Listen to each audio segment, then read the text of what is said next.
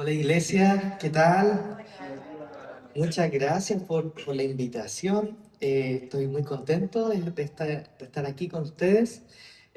Bueno, mi nombre es David Pacheco, como dijo Sami. Eh, Soy esposo de Carlita, que estaba aquí delante. Papá de Pablito, de Claudita, y viene un bebé en camino. Así que soy papá de tres pequeños y estamos súper contentos por lo que el Señor ha hecho también en nuestra familia, en nuestra iglesia. Y bueno, vengo con una polera especial que a los jóvenes que tenemos entre 14 y 25 años nos dan en MOU, ¿ya? Eh, Nadie se rió. Quizás usted piensa que tengo 25. Está bien, está bien. Y bueno, algunos jóvenes de acá fueron, estuvo súper, súper bueno el MOV, fuimos animados a la misión, pero también animados a una vida en Cristo. Y eso ha sido fundamental y quiero también hablar un poquito en torno a eso. Estuvimos viendo Colosenses ahí en MOV y, y gracias al Señor, hoy día también la liturgia ha estado enfocada en Colosenses. Así que súper contento por eso. Creo que Dios tiene mucho que decirnos por medio de su palabra, especialmente hoy día por medio de la carta de Pablo a los Colosenses. Y no sé si fijaron, bueno, me voy a centrar un poquito. Yo suelo predicar todo el texto bíblico, pero hoy día voy a estar enfocado en una sola dinámica del pasaje, en el versículo 16. Así que si ustedes tienen ahí su Biblia, vamos a estar más que todo enfocados en el verso 16. Esto de instruirse y aconsejarse o exhortarse unos a otros. Eh, no sé si ustedes leyeron ahí que decía, o se fijaron, que la palabra de Cristo habite o more en ustedes con toda su riqueza moral. ¿Qué significa que algo more, que algo habite en ti? Una cosa es que tú recibas una visita y otra cosa es que una persona viva contigo, ¿verdad? Hay una gran diferencia entre eso, ¿verdad? Habitar, morar, implica permanencia, profundidad relacional, probablemente. Cambia tu vida, ¿cierto? Cambia tu vida. O sea, que alguien viva en tu casa cambia tu vida. Sea cual sea el parentesco que tengas con esa persona, cambia tu dinámica, lo cambia todo, ¿verdad? Y justamente es el mandato que está acá en Colosense, que la palabra de Cristo habite o more en ustedes en abundancia o con toda su riqueza. No sé si nos detuvimos a pensar en esas palabras, con toda riqueza, con toda abundancia. Porque eso quiere decir que la palabra de Cristo no está ahí para ser entendida una vez y luego olvidarla. No está ahí para ser un adorno. No está ahí para simplemente ponerla en un cuadro bonito o mantener la Biblia abierta en una casa o como hacen algunas familias o tener los pancitos de vida. Ah, entonces la palabra de Cristo habita porque tengo el pancito de vida. El punto de acá es que la palabra habite es que está hecha para transformar todo, así como una persona que habita contigo, cambia tu dinámica. La palabra de Cristo habita en nuestra vida, por lo tanto cambia nuestros pensamientos, nuestras decisiones, el por qué hacemos lo que hacemos, el qué hacemos, cambia nuestras relaciones. La palabra de Cristo viene a transformar todo en nuestra vida. Entonces, para que esa riqueza habite en ti, en mí, en nuestras iglesias, Dios estableció un diseño. ¿Cuál diseño? Una comunidad de creyentes que reciben y también dan instrucción y consejo. Esta es la clave del pasaje. Una fórmula. Cristianos que reciben instrucción, más este cristiano que también da instrucción y consejo, es igual a una iglesia donde la palabra de Cristo habita con toda su riqueza. 1 más 1 igual 2. Ok, un cristiano que recibe consejo y ese cristiano que también da consejo es igual a una iglesia, cuando hay una comunidad que vive en esa dinámica, una iglesia donde la palabra de Cristo habita ricamente. Y yo creo que todo cristiano quiere eso. Todo cristiano quiere que la palabra de Cristo habite en cada persona, pero también en la comunidad. Nadie, ojalá, de los que estamos acá decimos, mira, la palabra de Cristo es un adorno, es irrelevante para mi vida. Yo creo que la mayoría de los que estamos acá queremos que la palabra de Cristo habite con toda su riqueza en nosotros. Si nos ocupamos de esto, ustedes serán una comunidad rica en la palabra, llena de sabiduría, llena de humildad, llena de amor. Pero aquí está el desafío. ¿Estás dispuesto a vivir de esa manera? O por el contrario, a lo mejor, porque hay una de dos opciones: o vivimos de esta manera del diseño de Dios para la comunidad, para tu vida, para la vida de cada cristiano, o vamos a tener una fe solitaria, desconectada, carente de riqueza, de la riqueza que Dios ofrece a través de su palabra. La iglesia, la comunidad y la palabra de Dios trabajan juntas. No podemos separarlas. No es que en mi devocional yo estudio la palabra. En la iglesia hago comunidad. No. La comunidad incluye la palabra. No van separadas. Entonces, hoy veremos por qué necesitamos tanto recibir instrucción y dar instrucción, consejo, y cómo esto puede cambiar tu vida y la vida de la iglesia. Así que te invito a escuchar con un corazón abierto, porque lo que Dios tiene para nosotros es demasiado importante, demasiado valioso para ignorarlo. Entonces hablé primero de cristianos que reciben instrucción y consejo. La pregunta fundamental es, ¿por qué necesito recibir instrucción y consejo? Aquí en el verso 16, Pablo da un imperativo, es decir, un mandamiento. Él dice, oye, yo les conté a ustedes en el capítulo 1, capítulo 2 y capítulo 3, ¿quién es Jesús? Pablo dice y apela a que los colosenses vivan de acuerdo a lo que se les ha enseñado respecto de Cristo.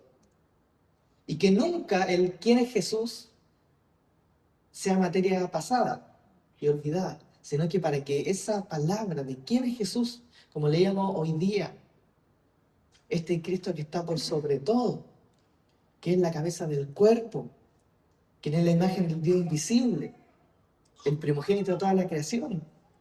Este Cristo que por medio de Él fueron creadas todas las cosas fueron creadas por medio de Cristo. Y en Él todo tiene sentido. Este es el Cristo que nosotros servimos.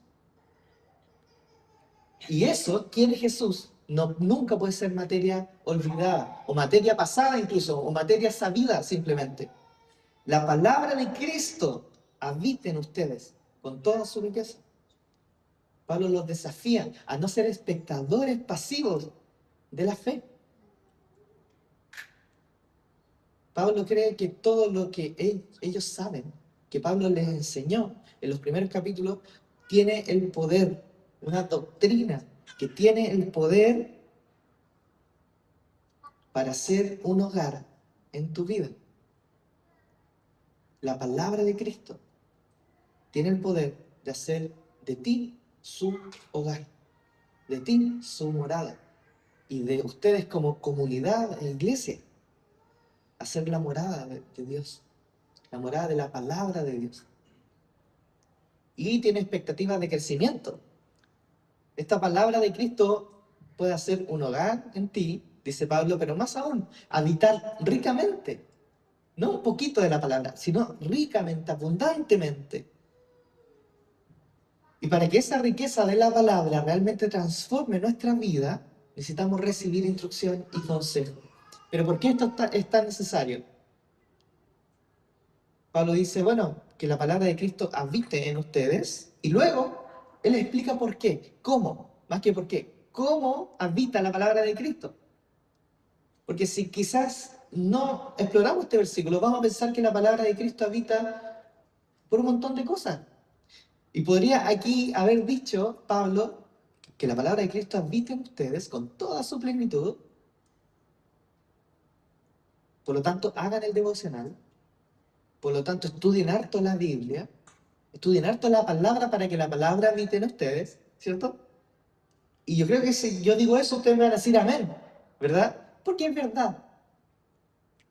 Pero parece no ser lo principal, al menos para el apóstol Pablo.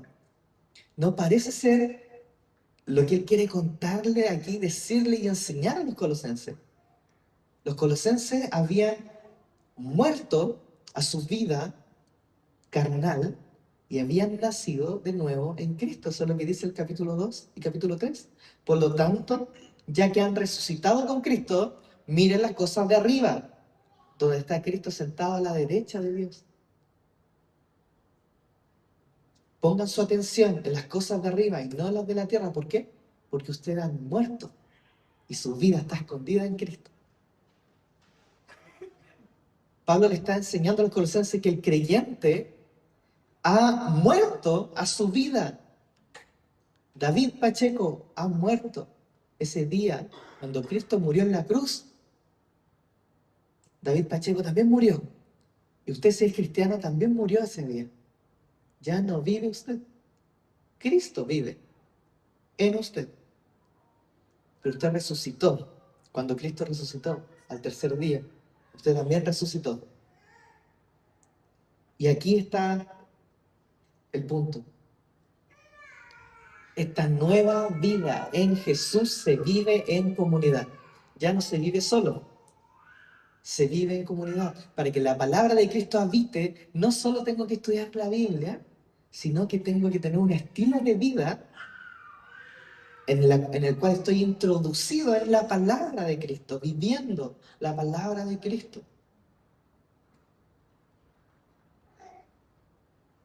Lo segundo, instruirse unos a otros, aconsejarse unos a otros, está vinculado a lo primero, que la palabra de Cristo habite en ti. ¿Se fijan qué importante es la instrucción y el consejo? ¿Se fijan qué importante es la iglesia, la comunidad? Si no hay iglesia, no hay palabra de Cristo habitando en tu vida. Así de simple. Si tú eres un cristiano que se aísla y que toma sus propias decisiones y vive a su propia manera, la palabra de Cristo quizás no está habitando en tu vida. Al menos eso es lo que Pablo está animando a los colosenses que no hagan. Que lo que Pablo quiere es que ellos hablen la palabra, se comuniquen la palabra unos a otros, se aconsejen, se exhorten. ¿Qué significa que la palabra de Cristo habite? ¿Quién es Cristo? Es la imagen del Dios invisible. Su palabra no es un consejo cualquiera, es la verdad que viene de aquel que sostiene el universo y reconcilió todas las cosas consigo mismo. ¿Quién es la palabra? La palabra no es solo sonido, al menos teológicamente. El cristiano no cree que la palabra es sonido, la palabra es una persona, la palabra es Jesús. ¿Se acuerdan de Juan 1? En el principio ya existía el verbo o la palabra, es lo mismo, ¿cierto? En el principio ya existía la palabra.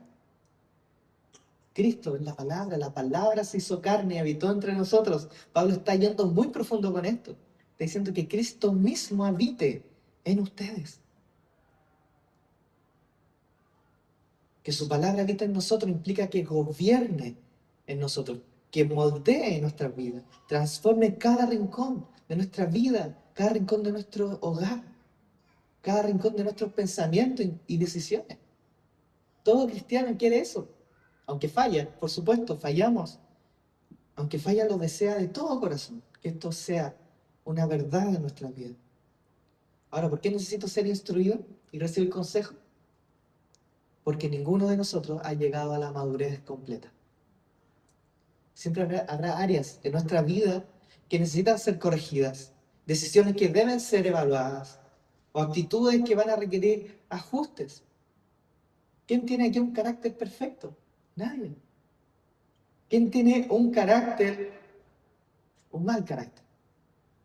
¿Cierto? Muchos de nosotros tenemos un pésimo carácter. Cosas chiquititas a veces nos sacan de la línea, ¿cierto? Se nos sale la cadena por cosas chiquititas. Imagínate, ayer, el Día del Amor, salí con la Carlita, con los niños, y yo no quería que la Carlita le comprara helado a los niños. Le compró un helado a los niños. Yo, pero es que vamos llenos de cosas, y íbamos a ir por ahí al bosque cerca de mi casa. Y como vivo allá en Curauma, hay un bosque bien bonito. Entonces íbamos a salir allá, le compré un helado, se le cae el helado al Pablo. ¿Y sabes lo que yo dije? ¿Viste? Se arruinó todo, porque se le cayó el helado al Pablo. Como que todo el viaje se arruinó. Y se me salió la cadena, me enojé, me aburrí un rato. Después ya no, ¿cómo? ¿Por qué qué tanto? Cosas pequeñas hacen ver que tenemos a veces un carácter tan complicado, tan difícil, que si nos miramos al espejo de la palabra decimos, chuta. Entonces yo necesito consejo, yo necesito exhortación, yo necesito a Cristo mismo. Y creo que el problema de los cristianos, que no crecen, ya los cristianos, no sé si ustedes han sentido alguna vez en su vida, yo me he sentido así en ocasiones de mi vida, estancado, como que llegué a un techo, como que de ahí me quedo por harto tiempo. Quizás el problema de los cristianos que no crecen es porque no piden ni reciben consejo. Por favor, no te desmarques inmediatamente. No, si yo pido consejo. Una vez quizás pediste el consejo. Quizás hay algo, o quizás hay cosas en tu vida que tú tomas tus propias decisiones y cosas en tu vida que pones en consejo y está bien. Pero el punto no es tanto enfocarse en, ay, la iglesia me va a controlar, ay, no puedo tomar ninguna decisión, no puedo ahora decir qué ropa ponerme, qué ropa comprarme.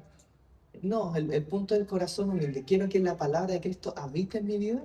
Quizá hay cosas que el Espíritu Santo me está llamando a pedir consejo. Y yo estoy diciendo no, porque sé que me van a aconsejar algo que no quiero escuchar.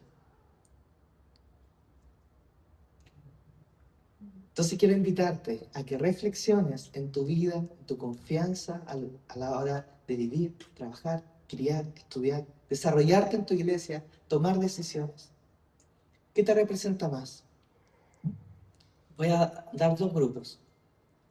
El libro de Proverbios deja claro, el necio, Proverbios 12:15, el necio confía en su propia opinión, pero el sabio escucha consejo. ¿Quieres ser sabio? Escucha consejo. Punto. Necesito instrucción, porque no sé. Esa es la verdad de todo cristiano. Yo necesito instrucción porque no sé. O quizás creo que sé, pero la Biblia me dice que yo no sé, que yo necesito consejo, porque no soy sabio en mi propia opinión. La Biblia asume que no somos sabios. El Señor nos creó para necesitarnos unos a otros, a una comunidad cristiana, en Cristo, donde Cristo habita, en el otro. Y a veces el orgullo nos autoengaña, ¿cierto? Creyendo que sabemos. Ahora, ¿soy esa persona que sabe que no sabe? ¿Estoy dispuesto a admitir que puedo estar equivocado o que mi forma de pensar necesita ser confrontada? A lo mejor necesita ser ajustada por la verdad de Dios. Normalmente nos aferramos a la idea de que Dios me está guiando. Y me sorprende a veces escuchar a cristianos decir, no, Dios me está guiando porque Dios hizo esto. Tomó pésimas decisiones, pero dice, Dios me está guiando. ¿Y cómo sabe esa persona que Dios le está guiando? Pero si no estamos abiertos a recibir consejos, ¿cómo podemos estar seguros de que es Dios o mi propio corazón, que la Biblia dice que es perverso y engañoso? A lo mejor ese corazón me está guiando y no es Dios. ¿Cómo usted distingue la voz de Dios y la voz de su propio corazón? Con la palabra de Cristo. ¿Y quién trae la palabra de Cristo? La iglesia de Cristo, la escritura misma, la iglesia de Cristo en el fondo no es la autoridad, es la escritura que es la autoridad. Pero la iglesia conoce la escritura, conoce a Cristo. Por lo tanto, te van a aconsejar en torno a eso.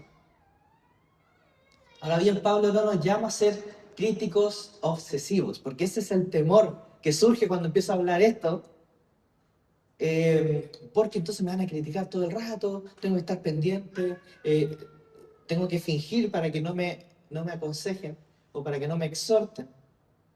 Pero el punto no es ser crítico obsesivo, porque de verdad un sermón como este puede ser un festín para la persona que es criticona. Ahora tengo respaldo de la Biblia para decirle al hermano las cosas en el amor del Señor. No, no, no. Es formar una comunidad de humildad y sabiduría. Ese es el punto. La clave está en que el consejo y la instrucción que recibas estén basados en la palabra de Cristo. Eso significa que no se trata de las opiniones personales, sino de guiar y ser guiados según la Escritura.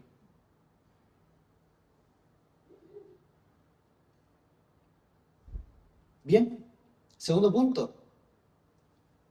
Aquí hay un punto que es al otro lado, al revés. Cristianos que entregan instrucción y consejo. No sé si ustedes han visto que el ministerio para el creyente tiene que ver con la palabra.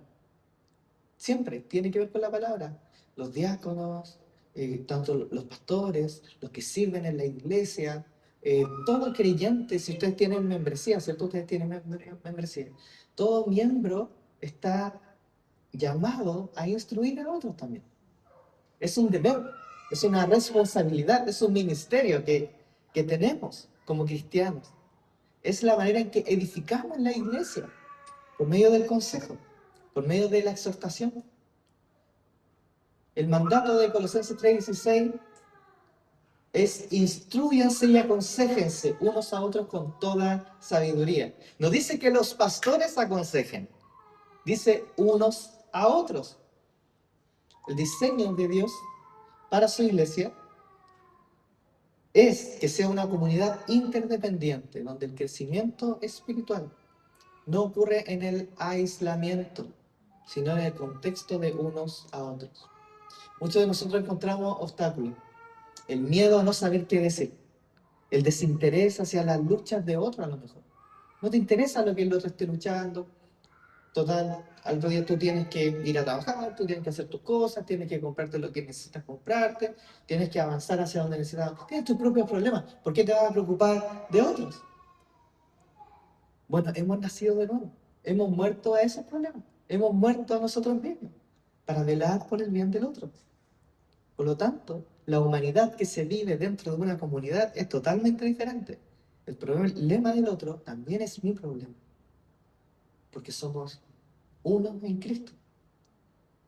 O quizás un conflicto para ti es la falta de capacitación para compartir la palabra con sabiduría. Pero aquí está una verdad. Mientras recibimos instrucción y consejos, también somos llamados a dar consejos. Y hay un principio hermoso en esto. Al enseñar y aconsejar a otros, nosotros mismos profundizamos en la riqueza de la palabra de Cristo. Estoy seguro que si a usted le toca predicar un día, usted va a estudiar la Biblia como nunca, ¿verdad? Porque tiene que enseñar la Biblia, si tiene que preparar un estudio bíblico, uno se prepara, uno estudia una hora para poder hacerlo. Cuando entras en la dinámica de preocuparte del corazón del otro, tú mismo empiezas a crecer, porque sabes lo que está pasando, está entrando al diseño de Dios, de cómo vivir en Cristo. Por lo tanto, vas a ser fortalecido, animado. El Espíritu Santo te va a dar palabras, te va a animar, te va a fortalecer. Dar consejo es más que un acto de obediencia. Es una oportunidad para crecer.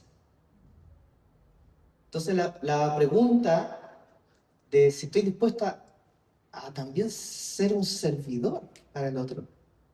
La pregunta no es si voy a ser obediente, a lo mejor la pregunta es: ¿amo lo suficiente a mis hermanos como para involucrarme en su crecimiento espiritual?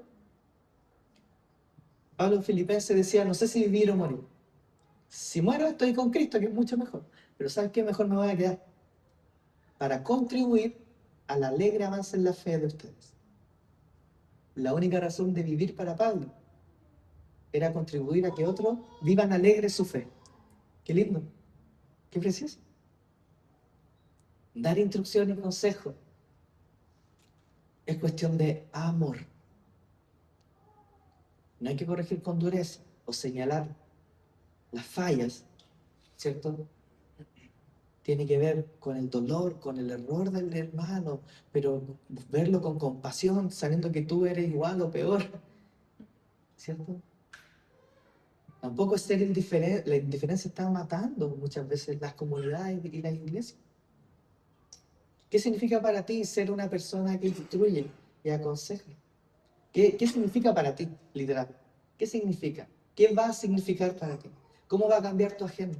¿Cómo va a cambiar tu presupuesto? ¿Cómo va a cambiar tus decisiones? Si es cierto que Cristo es el Señor, bueno, el Señor dice que vivamos así.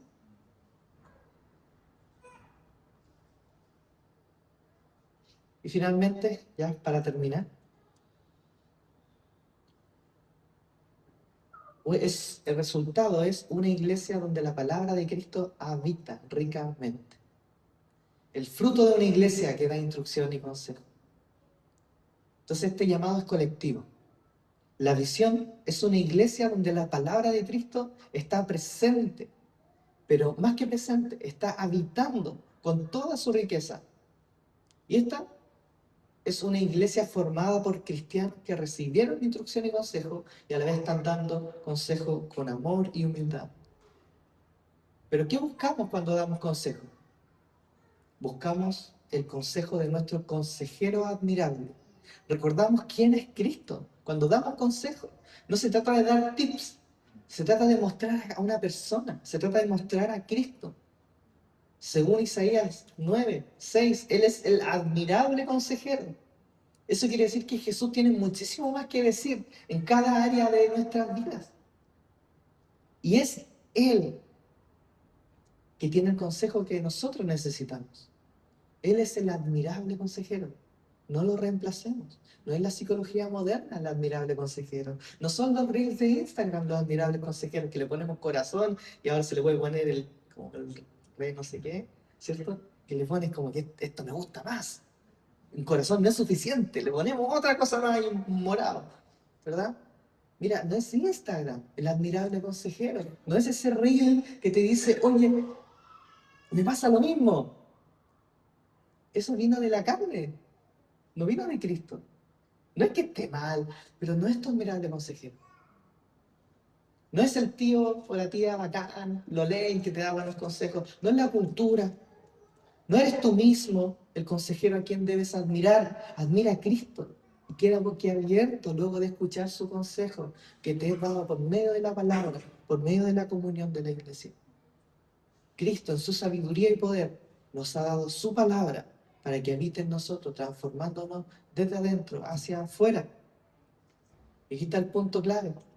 Él también dejó un medio para que esa palabra habite con toda su riqueza.